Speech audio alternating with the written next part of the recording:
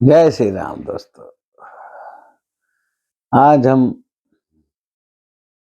एक राजा की कहानी सुनाएंगे।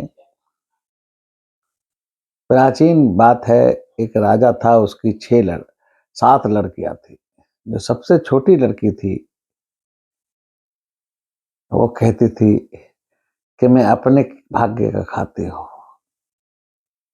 राजा सबसे पूछता कि बताओ तुम किसके नसीब का खाती हो। तो बाकी लड़कियां कहती कि पिताजी हम तो आपके नसीब का खाते हैं। लेकिन छोटी लड़की जो सबसे छोटी थी वो कहती मैं अपने भाग्य का खाती हूँ, मैं आपके भाग्य का नहीं खाती। तो जब वो बड़ी हुई तो राजा उसको ज्यादा सुविधाएं नहीं दी राजा ने। और जब बड़ी हुई तो राजा ने अपने नौकरों से दूतों से कहा कोई ऐसा गरीब सा लड़का ढूंढ के लाओ जिसे भी तो पता चले कि ये मेरे नसीब का नहीं खाती तो अपने नसीब का खाती है, तो क्या हो सकता है। और राजा ने अपने दूतों को भेजा जंगल में कि कोई ऐसा गरीब सा आदमी ढूंढ कर लाओ। तो वो एक लकड़हारे को पकड़ लाए जिसके तन पर कपड़े भी नहीं थे, पैर में जूते नहीं थे, सिर्फ एक धोती बंधी थी। और लकड़हारे को उठा कर लिया है कि चल भैया तेरी शादी कराते हैं। लकड़हारा बेचारा सीधा साधा आदमी लकड़ियां काटता, अपना बेच कर अपना पेट पूजा करता था। अब साहब उसको महल में लिया है। राजा ने सबसे छोटी लड़की से पूछा कि अब भी बता दे तो किसकी किस्मत का खाती है, किसके भाग्य का खाती है। लड़की ने कहा पिताजी मैं तो अपने भाग्य का ही खाती हूँ, चाहे आप कुछ भी करो। कि देख ले मैं इस लकड़हारे से तेरी शादी कर दूंगा जो कंगला है। लड़की बोली कोई बात नहीं पिताजी, अगर मेरे भाग्य में यही लिखा है तो फिर मुझे क्या चिंता है। और उस राजा ने अपनी छोटी लड़की की शादी उस लकड़हारे से कर दी। कोई दाद दहेज दिया ही नहीं, उन दोनों को ऐसे ही विदा कर दिया। अब वो लकड़हारा बेचारा लेकर उसको कि भाई सुंदरी रानी, तू तो महलों की रानी है, कहाँ मेरे साथ तू बंध गई। नहीं, आप पतिदेव चिंता ना करो, अगर मेरे भाग्य में होगा तो आपको भी सुख मिलेगा। और वो लकड़हारा उसको लेकर जंगल में ही आ गया। वहीं पर उसकी एक छोटी सी कुटिया थी, वहीं वो रहता था अकेला। अब वो जो राजा की लड़की थी उसके साथ पत्नी बनकर वहां आ गई और अपनी झोपड़ी में बड़े प्रसन्न मन से रहने लगी। वो सुबह लकड़ियां काट के लाता, जो उसका रूटीन था, उनको बेचता, उससे जो धन प्राप्त होता उससे दोनों जने थोड़ी सी रोटी बनाकर थोड़ी थोड़ी खा लेते। 2-4 दिन गुजरे। उधर से एक किसी दूसरे राज्य का राजा निकला।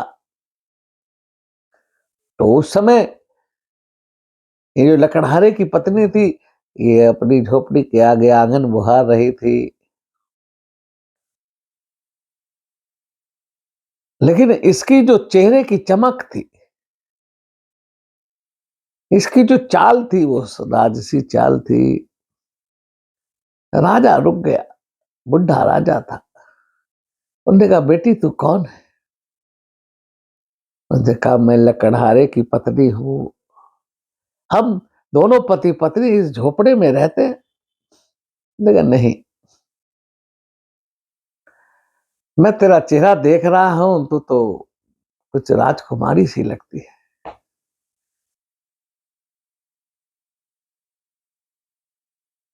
कोई बात नहीं।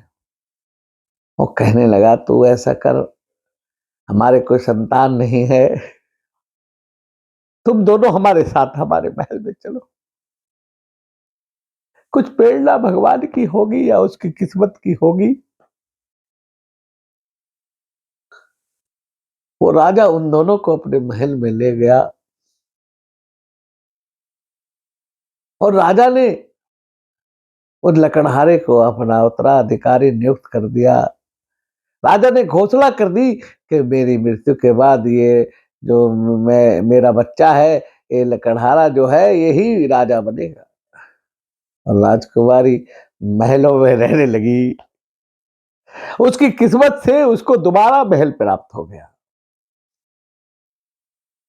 अब उधर की घटना सुनो। राजा ने 6 लड़कियों को अच्छे-अच्छे राजकुमार देखकर शादी की, लेकिन किसी को सुख प्राप्त नहीं हुआ। आखिरकार राजा के राज्य पर किसी ने आक्रमण किया और राजा भी दर-दर का भिखारी हो गया।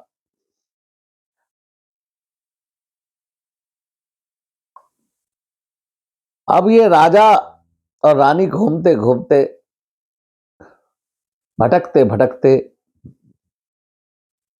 उस राज्य में पहुंचे जिस राजा के यहाँ वो छोटी लड़की और लकड़हारा रहते थे।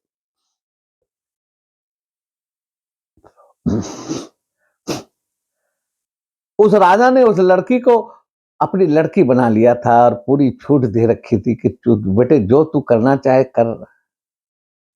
उस लड़की का नियम था वो रोज सुबह नहा धोकर कुछ दान बांटती थी, कुछ भोजन बांटती थी। अब ये इसके जो माँ बाप थे भटकते भटकते, क्योंकि इनका राज्य वगैरह छिन गया, उस नगर में उस राज्य में पहुंच गए। अब इन्होंने वहां पता करा कि यहाँ कहीं भोजन वगैरह मिलता है, तो किसी ने बताया कि भाई फला राजा के यहाँ उसके यहाँ उसकी एक लड़की है, वो रोज भोजन वितरण करते। वो जाकर लाइन में बैठ गए। अब वो लड़की का नियम नहा धोकर सुबह भोजन बांटती थी, बढ़िया बढ़िया मिष्ठान सब कुछ बांटती।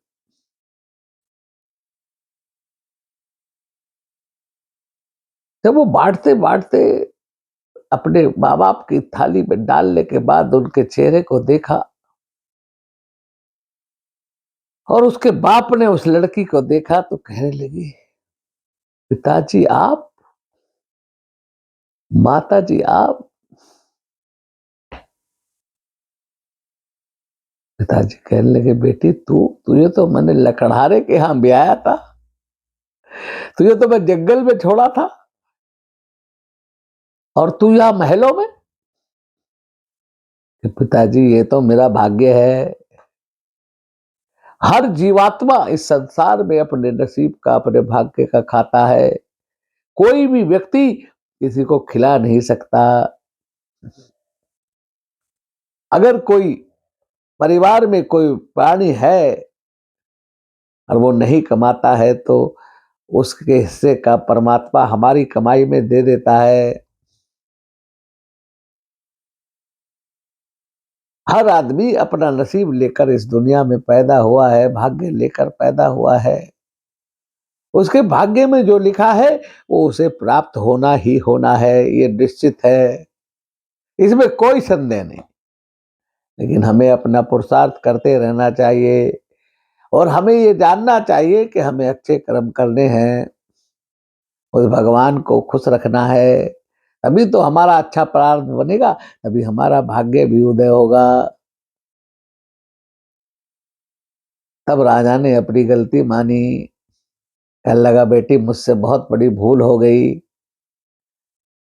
वो कहने लगी, पिताजी भूल नहीं हुई है, आपने जो किया आपकी, लेकिन मेरे को जो मेरा भाग्य था वो मुझे मिल ही गया।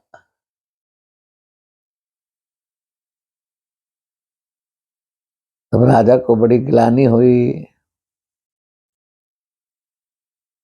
ने लड़की से क्षमा मांगी।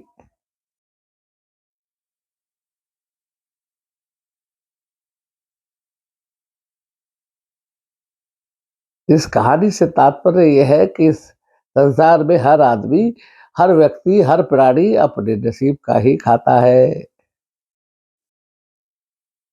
बोलो राजा रामचंद्र महाराज की जय। भाइयों और दोस्तों, आज की वीडियो पसंद आए तो लाइक शेयर करना, सब्सक्राइब का बटन ना दबाया हो तो दबाना, बेल आइकन को दबाना। बोले सच्चे दरबार की जय।